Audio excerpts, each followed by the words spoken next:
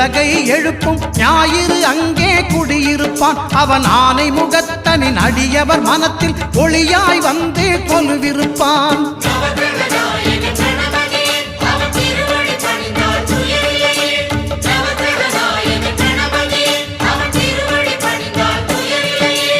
ஒன்பது கோளும் ஒன்றாய் காண அங்கு கற்பகம் என்னும் கடவுளின் மெய்யில்